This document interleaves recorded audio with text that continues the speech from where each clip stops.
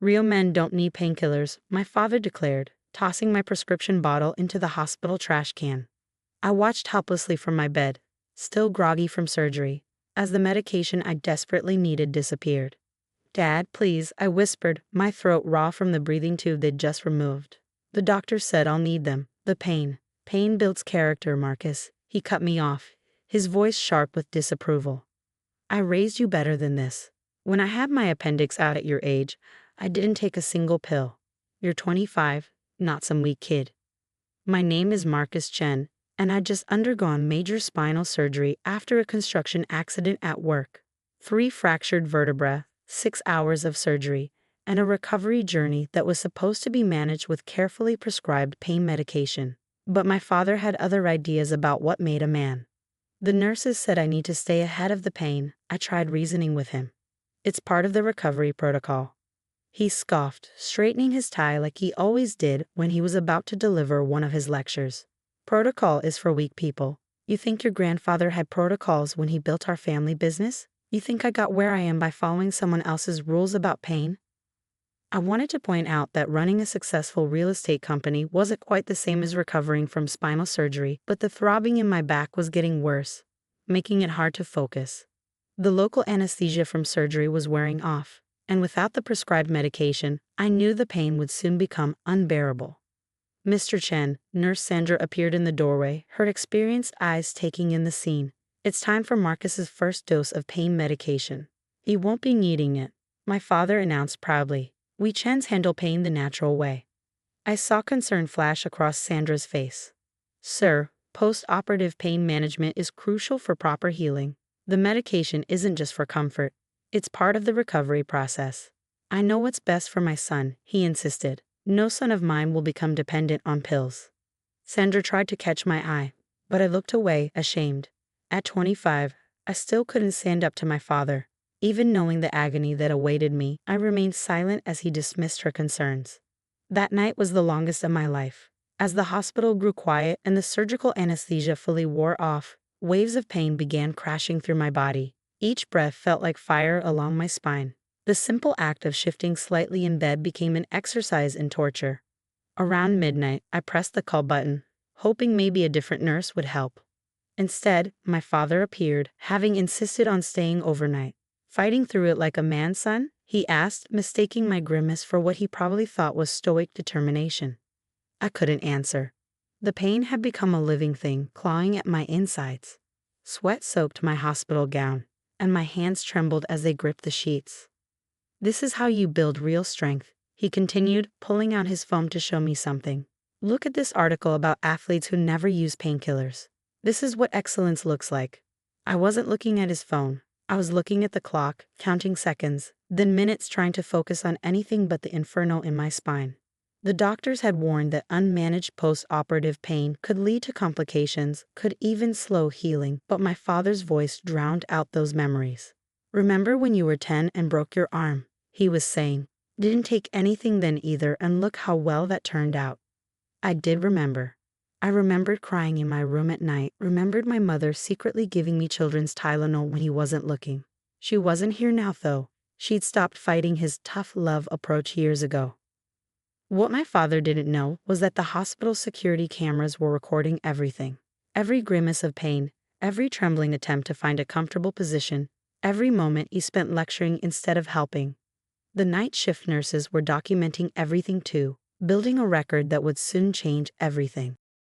As dawn approached, I lay there, tears silently tracking down my face, wondering how much longer I could endure. The pain had become a universe unto itself, and somewhere in that universe, a frightened 25-year-old was learning that sometimes the worst injuries aren't the ones that show up on X-rays. By morning, I was in crisis. The pain had evolved into something monstrous, sending shockwaves through my entire body. Every breath was a battle, every tiny movement an exercise in agony. The morning shift nurses found me in a state of near delirium, my vital signs dangerously elevated. "This is unacceptable," I heard Dr. Rivera say as she rushed into my room. My father, who had stepped out for coffee, returned to find a team of medical professionals surrounding my bed. "What's going on?" he demanded, still clutching his premium roast coffee. "He's fine. He's handling it like a Chen." Dr. Rivera turned to him, her expression stern. Mr. Chen, your son is experiencing severe post-operative complications due to unmanaged pain. His blood pressure is dangerously high, and he's showing signs of shock. This isn't about being tough. This is about basic medical care. Now listen here, my father started, but Dr. Rivera cut him off. No, you listen. I've reviewed the overnight reports and security footage.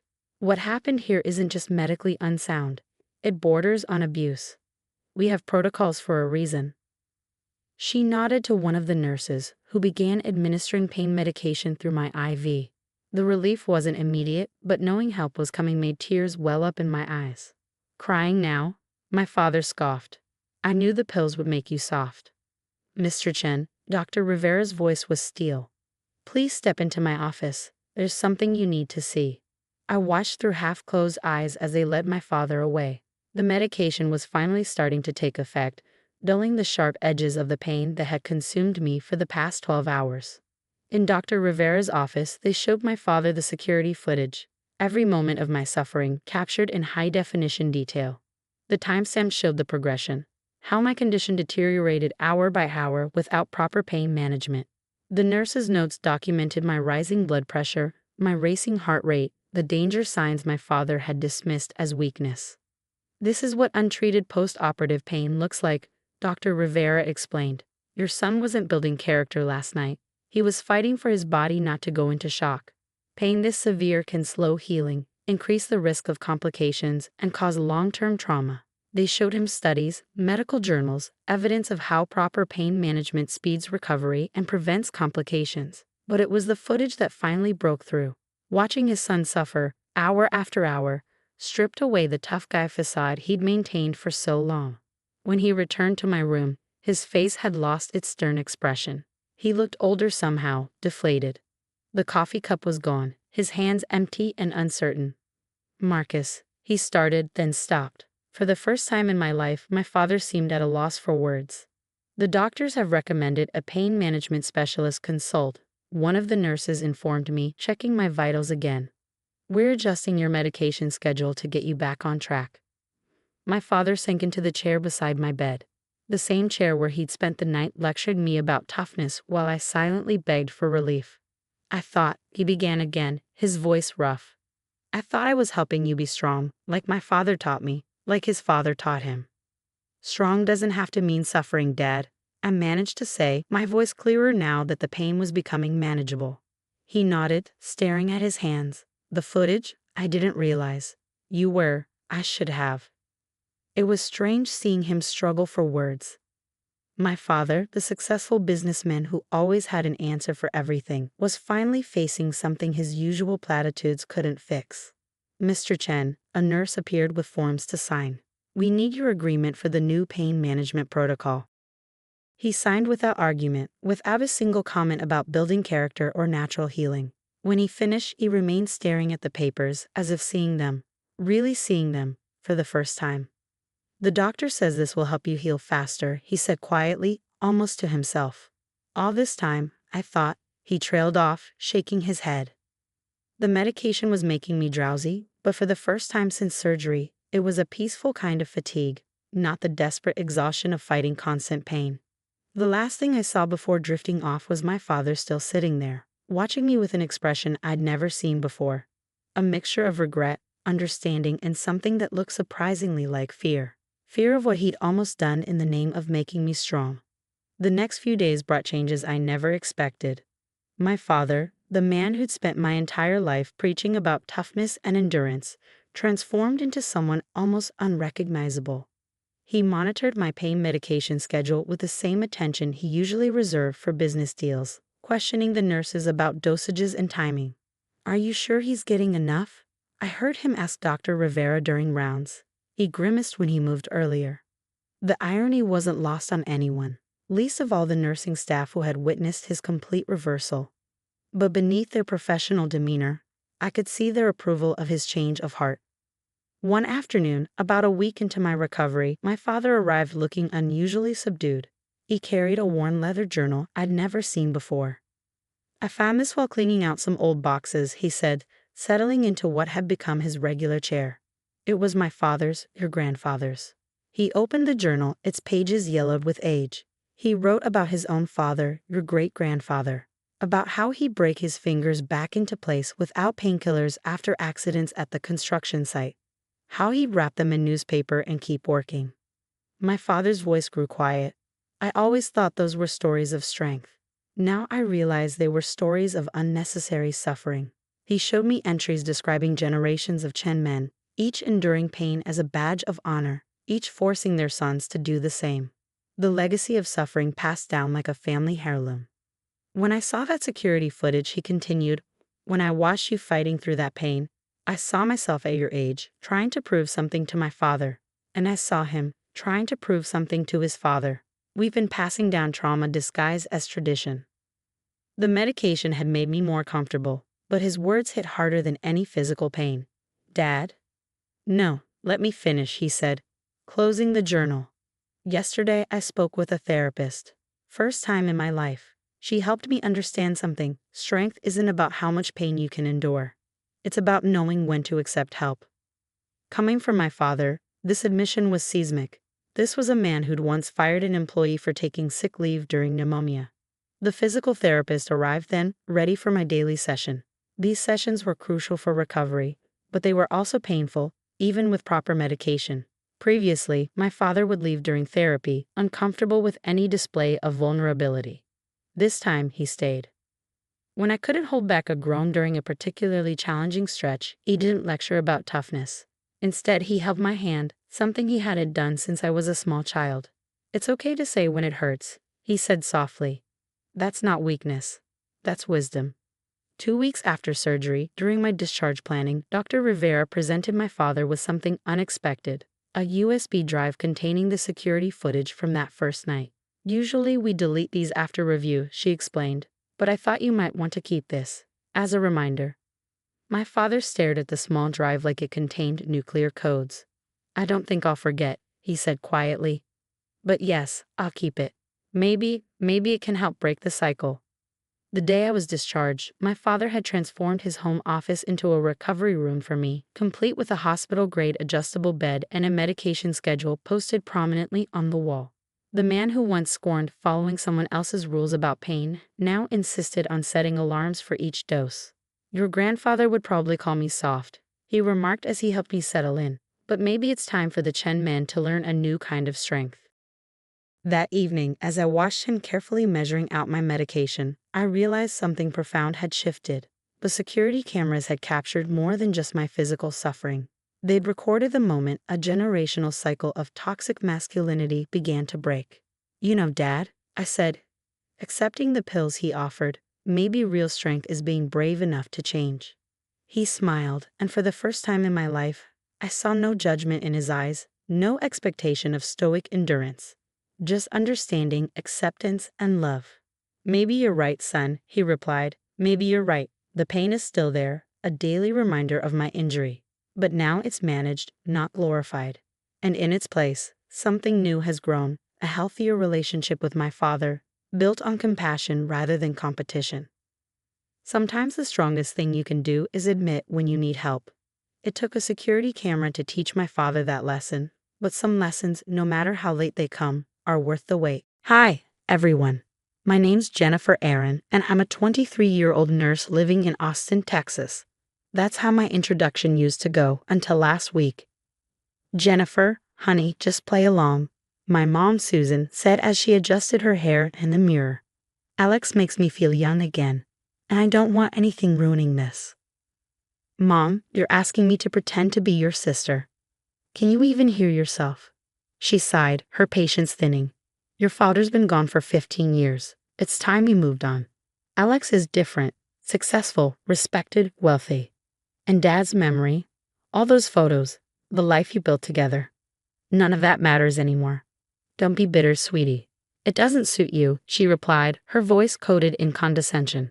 At first, it seemed like a bizarre, one-time request, but things escalated quickly. At the grocery store, restaurants, even church, she introduced me as her baby sister, Jennifer. Isn't she precious?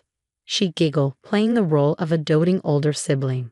Susan, darling, I didn't know you had a sister.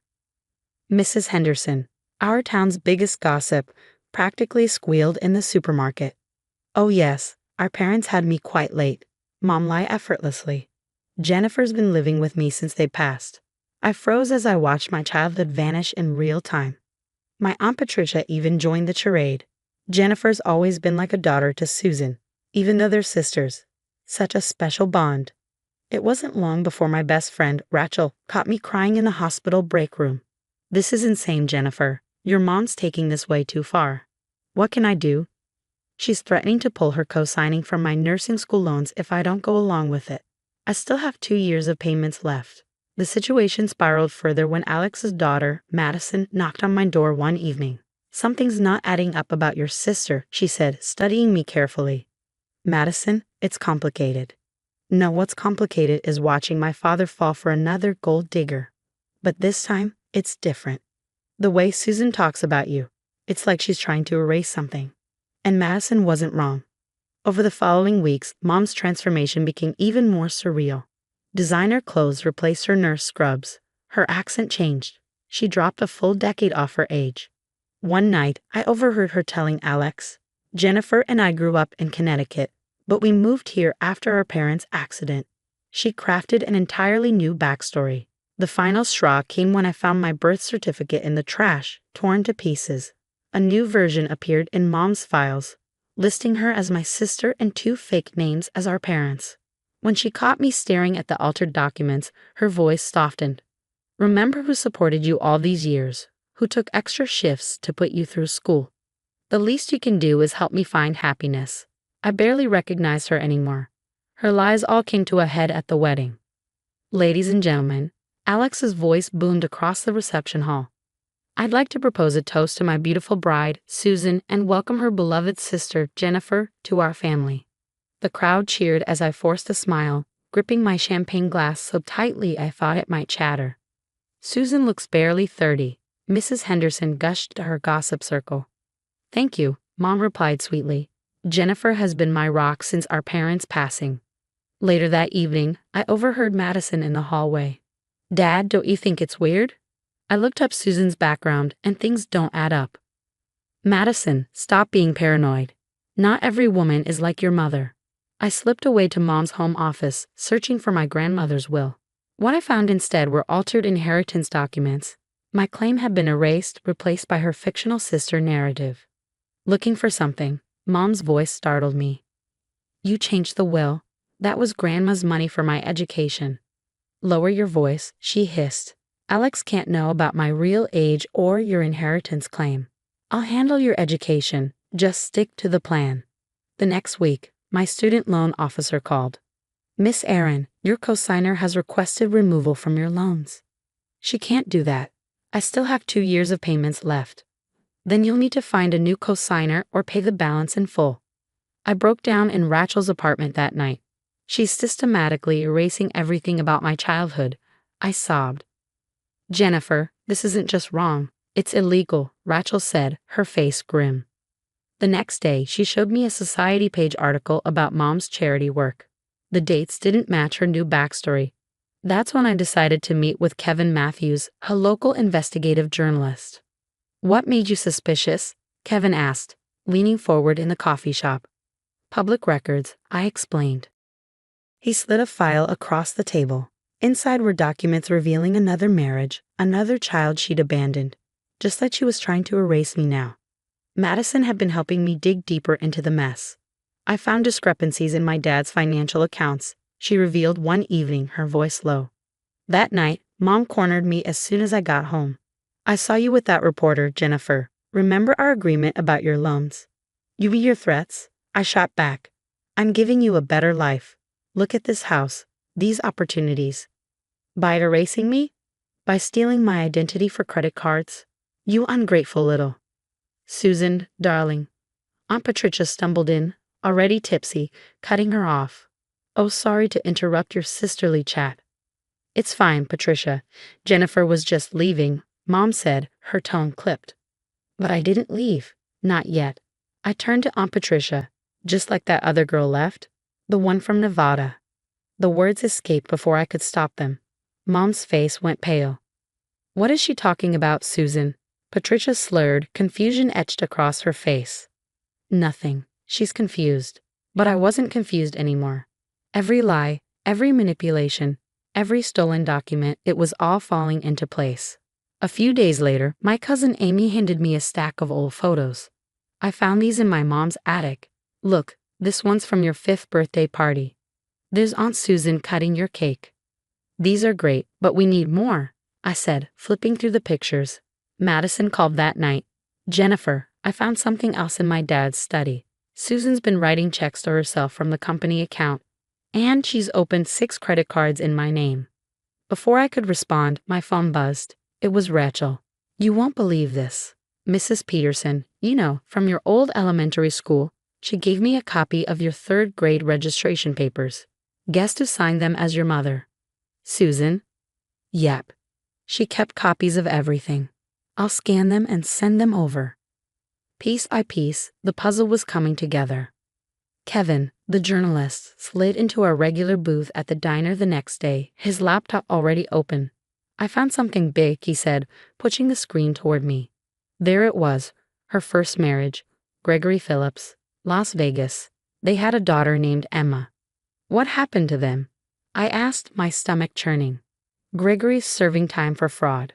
But the interesting part, Susan testified against him in court. The daughter disappeared from all records after that. It's eerily similar to what she's doing now.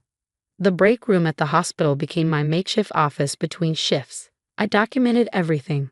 Dr. Torres, my childhood pediatrician, provided my medical records. I delivered you Jennifer, he confirmed. I remember Susan holding you for the first time. Aunt Patricia, wine on her breath, broke down one night. Your mother made me promise, she confessed. But I can't keep lying. She forged your grandmother's will. She said it was for your own good. Madison, constantly digging, texted me updates. Quarterly reports show huge discrepancies in Dad's company finances. Susan's been cooking the books. Kevin helped me trace her pattern over the past 20 years. Multiple identities, multiple cities. She targeted wealthy men, crafted new personas, and left destruction in her wake. Rachel helped me organize the evidence chronologically. My birth certificate, torn but restored.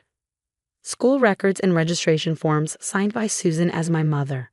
Medical files from my infancy. Photos proving the life we once had. Bank statements showing identity theft.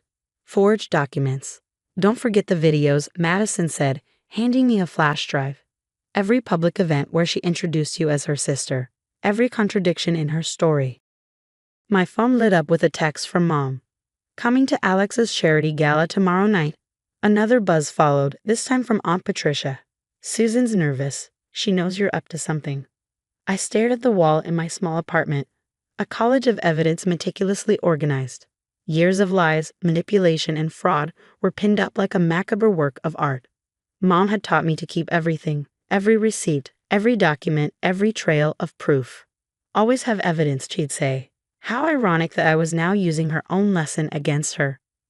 You sure you want to do this? Rachel asked, handing me another folder. She gave me no choice, I replied, scanning the last piece of my arsenal. She tried to erase me, my identity, my past, my future. She doesn't get to win. Kevin called as I zipped the evidence into a sleek black folder. Everything's ready. Once this hits, there's no going back. Good, I said, my voice steady. Let's see how she likes having her life erased. The night of Alex's charity gala was a spectacle. Chandeliers sparkled overhead, and the elite mingled in designer gowns and tailored suits. I lingered by the door, my heart pounding as I watched the night unfold. Then, it happened. Have you seen these documents, Mr. Cooper? One of Alex's business partners asked, holding up a USB drive. I had ensured it found its way into their hands anonymously earlier that day. Across the room, I watched Alex's face turn ashen as he scrolled through the files. Alex, darling, what's wrong? Mom's perfectly manicured hand touched his arm, her voice oozing concern. These financial records, Susan, he choked out. What have you done? The whispers began immediately. Partners huddled together, their phones lighting up with the files I'd exposed. Mom's frozen smile faltered as her eyes darted across the room. Ladies and gentlemen, Kevin Matthews, the journalist, announced with a champagne glass in hand. Tonight's edition of the Daily Tribune features an intriguing story about identity theft and family fraud. Complimentary copies are being distributed now. This is all a misunderstanding, Mom protested, her voice rising. A misunderstanding? A woman pushed through the crowd. Like how you testified against my father and abandoned me 20 years ago. It was Emma Phillips, Mom's long-lost first daughter. The room erupted. Mrs. Henderson's gossip circle transformed into an impromptu tribunal. She told me she was only 35. She said her parents died in Connecticut. She claimed Jennifer was her sister. Two officers stepped forward, as if on cue. Susan Cooper, you're under arrest for identity theft and financial fraud, one announced, pulling out handcuffs. Jennifer, tell them the truth, Mom cried, mascara streaking her face. I am telling the truth, Mom, I said, my voice firm. The aftermath was as spectacular as it was devastating, for her, at least. Alex's divorce lawyers were relentless. Every penny Mom had stolen, every account she'd opened in my name, every forged document, it all came crashing down. I can't believe she did this to both of us, Madison said as we watched the news together. The investigation reveals Susan Cooper operated similar schemes in 3 states, the reporter announced. With Mom in custody, I focused on rebuilding my life.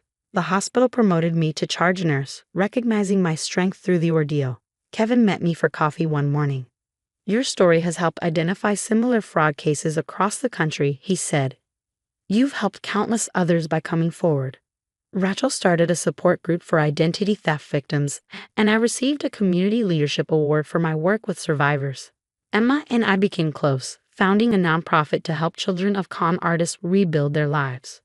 We're real sisters now, Emma said with a smile, not the fake kind Mom tried to create. One day, my phone buzzed with a text from Mom. I'm sorry, can we talk? I stared at it for a moment before deleting it. Some people don't deserve second chances. As I walked into the hospital for my shift, head held high, I smiled. The truth had set me free, while lies had left Mom with nothing. Would you forgive your mother if she erased your identity, stole your inheritance, and destroyed your past just to marry a rich man? Let me know in the comments below. Hi, I'm Karen. Have you ever wondered how someone who shares your blood could try to tear down everything you've worked so hard to build? I never imagined owning Healing Paws, one of the city's top animal hospitals, would make me the black sheep of my family. At 28, I've built this clinic from the ground up. I've performed life-saving surgeries that other vets wouldn't even attempt. But to my sister, Patricia, I'm just playing with pets. Another stray? She sneered one day, her designer heels clicking against my clinic's floor as she dropped off her husband's golden retriever, Max. When are you going to start doing something meaningful with your life? I kept my voice steady. That stray is a police canine who just took a bullet protecting his handler. Patricia barely looked up from her phone, likely checking her investment banking notifications. She didn't even notice her daughter, Jennifer, rushing in with her volunteer badge slightly crooked. Aunt Sel, is Scout going to make it? Jennifer asked, her voice trembling with worry for the injured dog. Before I could answer, Patricia interjected with an icy tone. With your aunt's little hobby, he'll be lucky to survive. Jennifer shot her a glare. Mom, stop it. Aunt Sel saves lives. Yesterday she did a 7-hour surgery on. Enough, Jennifer, Patricia snapped. Go get your father's dog. We're leaving. Later that evening, my parents stopped by. Not to check on Scout or my clinic, but to lecture me, as usual. Darling, my mom began, her voice dripping with condescension. Patricia just closed another $1 million deal. You could have been like her if you'd only listened to us. Instead of acknowledging the state-of-the-art facility around them, my dad sighed in disappointment. You chose to waste your potential. After they left, Philip, Patricia's husband, sneaked back in with Max. Sorry about earlier, he murmured. Patricia doesn't know I'm here, but Max needs his checkup. It's fine, Philip, I reassured him. How's Jennifer? She misses you, he admitted. She wants to be a vet, but Patricia, well, you know how she is. Then he handed me an envelope. Jennifer asked me to give this to you personally. It's an invitation to her graduation. Patricia doesn't know. She'd flip if she did. But Jennifer doesn't care. She says you're her hero.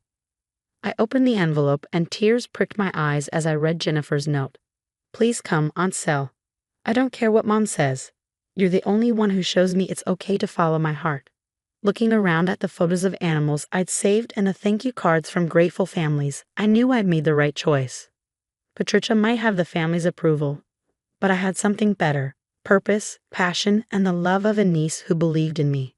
But little did I know, Jennifer's graduation would become the day everything changed.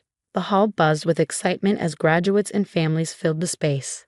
I arrived late, still wearing scrubs after an emergency surgery to save Officer Martinez's K-9 partner. I scrubbed my hands, but traces of blood still lingered under my nails. Patricia's voice cut through the air like a blade. "Who let the dog doctor in? This is a respectable ceremony, not a pet parade." I tried to keep calm, but she wasn't done. "You couldn't even bother to dress properly? God, Karen, scrubs, to my daughter's graduation." "I saved a life today, Patricia," I replied evenly. "A police dog who took a bullet." "A dog," she spat. "Always with the dogs. You're an embarrassment to this family. Harvard Medical School wanted you, and you threw it all away to be a glorified pet sitter." Before I could respond, Jennifer rushed over in her gown. "Mom, stop it. Aunt Sel just saved Scout, Officer Martinez's partner. She's a hero." "Hero?" Patricia scoffed, her voice rising for everyone to hear. "She plays Dr. Destres while I manage million-dollar portfolios. That's not heroic, that's pathetic." Parents were staring now, phones discreetly recording the scene. Patricia seemed to relish the attention. "You know what's really sad?" Patricia said, turning to Jennifer. "Your aunt runs a charity clinic for street animals when she could have been somebody. And now you want to follow in her footsteps? If you think I'm paying for vet school, you're delusional." Jennifer's voice trembled with anger. "Mom, Aunt Sel's hospital saved the mayor's show horse last month. She's the most respected vet in the city." "Enough," Patricia snapped. "No daughter of mine will waste her life playing Dr. Dolittle." In the corner, Philip stood silently, his phone discreetly recording every word. For the first time, Philip's eyes met mine, and I saw it, a flicker of disgust. Not for me, but for his wife. "You want to talk about waste, Patricia?" I said, my voice steady despite my shaking hands. "I save lives every day. What do you do besides shuffle money around and tear people down?" Patricia's face twisted into a mask of rage. "Security. This woman is harassing me at my daughter's graduation. She's unstable, probably rabid from all those filthy animals." Before I could respond, Jennifer stepped between us, tears streaming down her face. "The only unstable person here is you, Mom.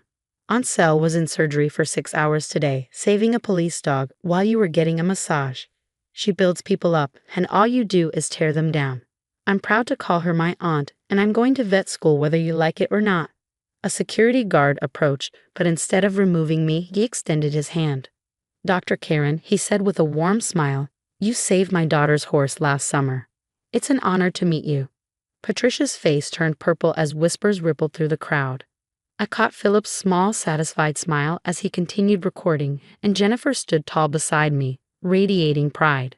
But Patricia's eyes betrayed something darker, something venomous. She wasn't done. Patricia was always dangerous when cornered, and right now she looked like a snake ready to strike. Later back at my clinic, the weight of the graduation drama still hung in the air.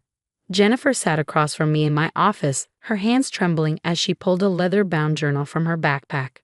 "There's something you need to see, Aunt Sel," she said, her voice tight. I opened the journal and froze. It was one of Patricia's old diaries, the elegant handwriting a stark contrast to the venom on the pages. "All anyone talks about is precious Karen and her perfect grades," one entry read. "But they'll see. I'll make sure they all see her for the failure she really is." My phone buzzed, and I saw a message from Philip. "Turn on Channel 7 now." The local news showed Patricia at a charity gala, smiling for the cameras as she gave a speech. "Organizing this animal rescue operation has been such a privilege," she gushed. My stomach dropped. It was my rescue operation. "She's been doing this for years," Philip's voice came through in another message. "Those animal charity donations she brags about, all lies. She's never given a dime. She's been using your work to climb the social ladder." Jennifer flipped through more diary pages, her face pale. "Look at this," she said, her voice trembling. "Mom deliberately scheduled family events during your biggest surgeries and told everyone you chose animals over family. She even paid someone to spread rumors about your clinic. The revelations kept coming. My phone buzzed again, this time a text from Nancy, one of Patricia's coworkers. You need to know something. Patricia's been taking credit for everyone's work at the bank. She stole my proposal last week, and others are coming forward too. Jennifer held up her phone, showing me dozens of messages from local mothers. Remember Mrs. Anderson's fundraiser? She asked. Mom didn't just mock her daughter's dress. She spread rumors that got her kicked off the school board. There are dozens of stories like this. My hands tightened on the edges of the diary as Jennifer turned to one of the final entries. Karen thinks she's so special with her little animal hospital. But what happens when no one trusts their precious pets with a vet who lost her license? A few well-placed rumors should do it. Before I could respond, Philip burst into the office, his face pale. She's planning something big. I overheard her on the phone, Philip said grimly. She's trying to get your clinic investigated. After what happened at the graduation, she's desperate. Why does she hate me so much? I asked, the weight of years of sabotage pressing down on me. Jennifer hesitated, then turned to the last page of the journal. Her voice trembled as she read aloud. Everyone loves Karen because she's genuine. They see through my perfect life, my perfect clothes, my perfect lies. She has everything I never will: respect, purpose, real love, and I'll destroy her for it. My phone buzzed, exploding with notifications. Patricia's colleagues were coming forward on social media, exposing years of toxic behavior. The perfect facade she had built was crumbling. Philip's face hardened as he read the diary entry over Jennifer's shoulder. This ends now, he said firmly. She's not just toxic, she's dangerous, and I won't let her hurt anyone else. Looking at the evidence piling up around us, I realized this wasn't just about me anymore. Patricia's web of lies and manipulation had entangled countless lives. But as her carefully constructed image began to collapse, one question haunted me.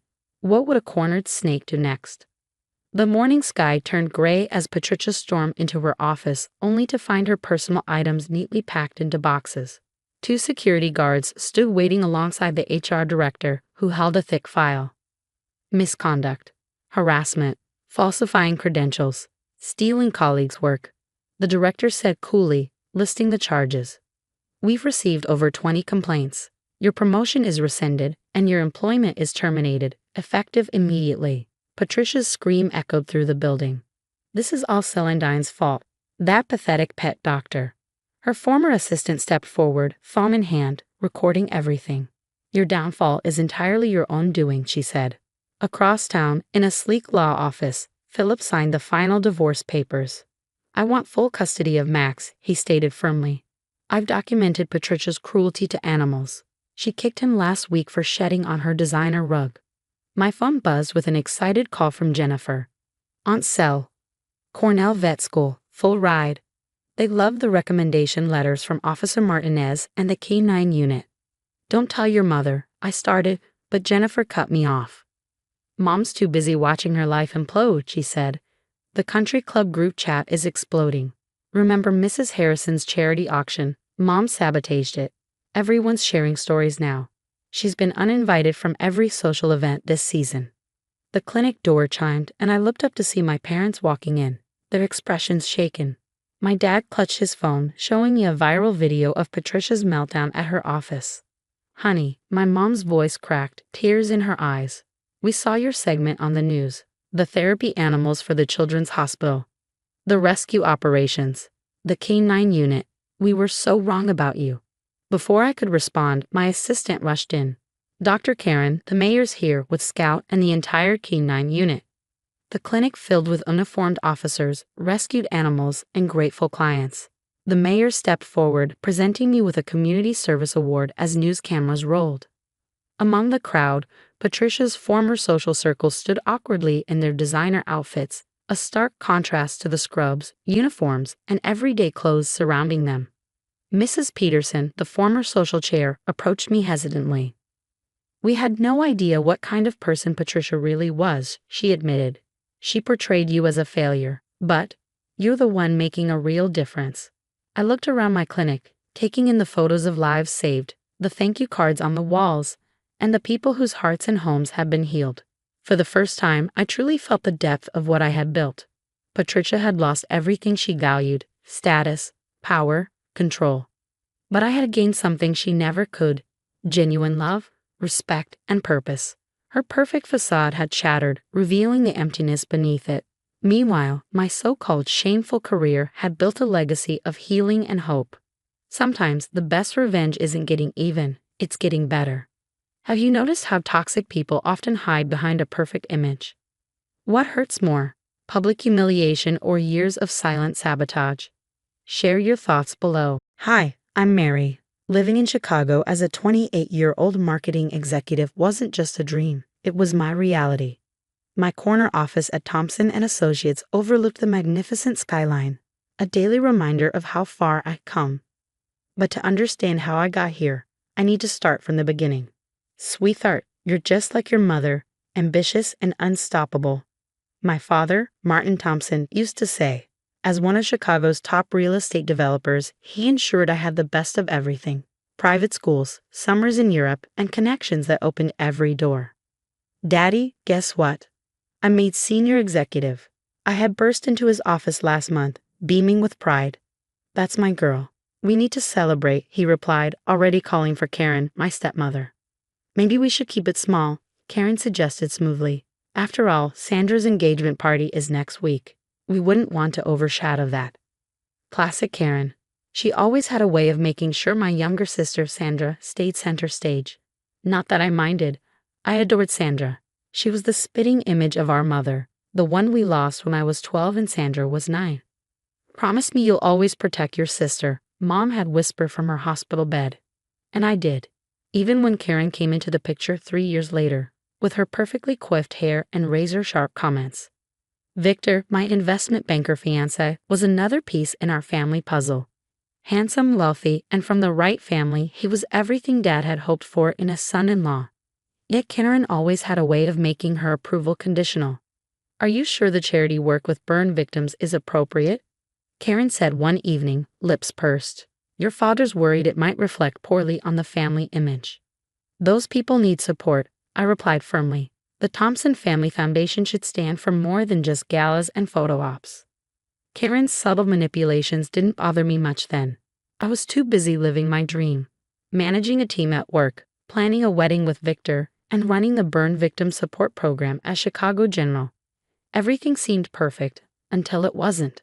That night, the rain pounded against my windshield as I drove home late from work, excited to finalize the Thompson Tower marketing campaign. My phone buzzed with another missed call from Victor, who had been distant lately. I chalked it up to wedding stress. Then it happened: screeching tires, blinding lights, metal crunching, heat, darkness. I woke up to the sound of beeping machines and hushed voices. The burns are severe, a doctor was saying. She'll need multiple reconstructive surgeries. Through my good eye, I saw Victor standing in the doorway, pale and distant. Oh God, Mary, he whispered, but something about him felt off. In the days that followed, Victor's visits became shorter. He avoided looking at me, his phone always in hand. One day, he finally said it. The scaring, it's permanent, he mumbled, not meeting my gaze. When Dad finally came to visit, Karen clung to his arm. What were you thinking, driving in that weather? Dad scolded. Do you have any idea what this does to our family? Sandra's wedding is in 3 months. The photos, how will this look for the Thompson name? Karen chimed in, ever the problem solver. We'll need to speak with the wedding planner. Adjustments must be made. That's when my phone buzzed, a notification from social media. It was a photo of Sandra at La Colonial, laughing over champagne with Victor. The timestamp was from 2 nights ago. What is this? My voice cracked as I turned the phone toward Victor, who had just walked in. The look between him and Sandra said it all. How long? I asked, my voice barely audible. Mary, you have to understand. Sandra began, tears in her eyes. 6 months, Victor admitted, his voice hollow. It just happened. As the hospital monitors began beeping faster, Karen's cool voice broke the tense silence. While this simplifies things, she said with unnerving composure. Martin, perhaps now is the time to discuss changes to the will. My father stood stiffly at the foot of my bed, avoiding my gaze. Given recent developments, we feel it's best to protect the family's interests, he said, his voice hollow. You'll understand, princess. Protect the family? My voice trembled. I am your family. Later that night, their voices filtered through the thin hospital door. Martin, be reasonable, Karen pressed. She can't possibly attend the charity gala looking like this. The board members, the press, they were already asking questions about the accident. And Sandra's wedding photos will be in every society page. I know, he sighed. The Thompson name can't afford this kind of attention, not with a new development project pending. You're right, as always, Karen cooed. I'll have the lawyers draft the paperwork tomorrow. I lay in silence, my face burning, not from the scars, but from their words. They were dismantling my life piece by piece, as if I were a liability rather than their daughter. The perfect daughter, the perfect fiancée, the perfect life, all gone in a flash of headlights and betrayal. That night, something shifted inside me. Watching Victor and Sandra leave together, his arm casually draped around her waist, I made myself a promise. This won't break me, it will make me stronger. I moved into a tiny studio apartment in Lincoln Park. It was nothing like my old penthouse, but it was mine. Unpacking my few remaining belongings, I laughed at the irony. Years of luxury, and now I was starting over with just 2 suitcases. You sure you don't want me to punch Victor in his perfect teeth? Diana, my best friend and Dad's executive assistant, asked as she helped me settle in. I'd rather you help me access their emails, I said with a wry smile. Honey, I've got access to everything, Diana replied, her eyes sparkling. And something's not adding up with the Thompson Tower finances. It was at a coffee shop where I met Marcus Chen. He was reviewing contracts at a corner table, his laptop open. Excuse me, I said, gesturing to his screen. Is that the Henderson merger document? There's a clause on page 47 that's going to cause problems. He looked up, his gaze steady and kind, not flinching at my scars. You're familiar with corporate law? I used to be someone else. And who are you now? That question led to coffee, which led to lunch, which led to Marcus becoming more than just a friend. Over time, I shared my story with him. Diana kept digging. You won't believe this, she said one night. Before she was Karen Thompson, she was Karen Blake, Karen Peters, and Karen Summers. 3 different identities, 3 different investment scams. Keep going, I urged, and Diana, thank you.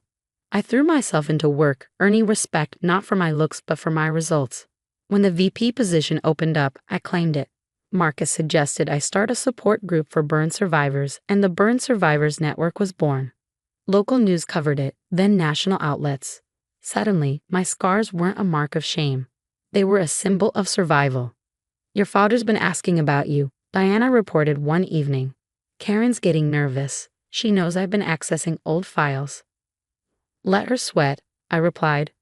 Meanwhile, Marcus spread documents across my kitchen table. Victor and Sandra have been siphoning money through shell companies, he explained. Karen's signatures are all over it. And these shell companies, they match her previous identities. They're all going down, aren't they? I asked, my voice steely. Marcus took my hand. Legally, we can't do anything directly, but sometimes karma needs a little nudge. The evidence was damning. Fraudulent contracts, embezzled funds, Karen's hidden past. The SEC would be very interested in these trading patterns, Marcus mused. And the press would love a story about society's perfect couple building their dream wedding on stolen money, Diana added. I looked at my reflection in the window. My scars told a story of survival. But they had also taught me an invaluable truth. Sometimes the prettiest faces hide the ugliest truths. Send copies of everything to my private server, I said, determination hardening my voice. I told Diana and Marcus, make sure we're legally protected. Already done, Diana said. Now we wait. The old Mary might have wanted immediate revenge, but scars, both physical and emotional, had taught me the value of patience. After all, some burns take time to fully surface. The morning of Sandra's wedding dawned clear and beautiful. Everything was picture perfect until the FBI arrived. From my office, I watched the chaos unfold as news alerts began flooding in. Prominent Chicago banker arrested for massive securities fraud. The headlines grew more damning with every hour. Remember me, Karen? A woman's voice cut through the disrupted ceremony. Or should I say Elizabeth Morgan? You ruined my family in Boston 10 years ago. More victims came forward, and Karen's meticulously crafted facade crumbled. reporters unearthed her trail of deception across 3 states, 3 identities, and countless scams. Diana texted me. The board has called an emergency meeting. Martin is being forced to step down. The SEC froze all accounts. I sipped my coffee, watching the empire my father had built unravel. The Thompson Tower project, Victor and Sandra's personal piggy bank, was exposed, millions siphoned and laundered through Karen's network of shell companies. Sandra stormed into my office that afternoon, looking nothing like a bride. Gone was the wedding gown, replaced by designer casual wear that would soon be all she had left. "You knew, didn't you?" she accused, her voice breaking. "Like you knew about Victor while I was planning my wedding," I replied coolly. The mansion was listed for sale within days. Martin moved into a modest condo, his social standing in tatters. Karen faced charges in 3 states, and Victor and Sandra turned on each other to negotiate lighter sentences. 5 years passed. The Burn Survivors Network had grown into a national organization, featured on media platforms across the country. My PR firm, Phoenix Communications, specialized in crisis management, a fitting irony given the spectacular downfall of my own family. "Mary," Marcus said one afternoon, stepping into my office, the view from my corner suite made my old one look modest. "Your father's here." Martin shuffled in, looking older and defeated. "Princess," he said softly, "I was wrong about everything. Can we?" "No," I said firmly, cutting him off. "Please, I've lost everything." "You lost me first," I replied. "Remember when these scars meant more to you than your daughter's heart? I can't give you back what you threw away." He lowered his head, and for the first time in my life, I felt no need to soften my words. The next month, Forbes featured me in a cover story, "Phoenix Rising." How Mary Chen turned personal tragedy into triumph. Meanwhile, Karen served time for fraud, and Victor and Sandra faced their own legal battles. Their lavish society wedding had been replaced by separate court dates. Martin lived alone, his calls unanswered, his legacy in ruins. Marcus wrapped his arms around me as we read the article. "They got what they deserved," he said. "No," I said, gently touching my scar. "They got what they earned. Every choice, every betrayal, every time they chose image over love. It all caught up with them." My phone buzzed with another interview request. The scars my father had once seen as shameful had become symbols of resilience for thousands. "Ready for the charity gala?" Marcus asked with a smile. I nodded, remembering Karen's cutting words about my tainting the family image. Now that tainted image graced magazine covers while Karen wore prison gray. The Burn Survivors Network had raised millions, my PR firm was thriving, and I, scars, success, and all, was finally truly happy. As we left, I turned to Marcus and said, "You know, sometimes the worst burns leave the strongest survivors." I never saw my family again. They made their choices, and karma made hers. As for me, I chose to rise, to thrive, and to prove that true beauty isn't about flawless faces. It's about perfect karma. What would you do if you discovered your family's perfect image was built on lies? Would you expose the truth immediately or let karma take its course? Share your thoughts in the comments below.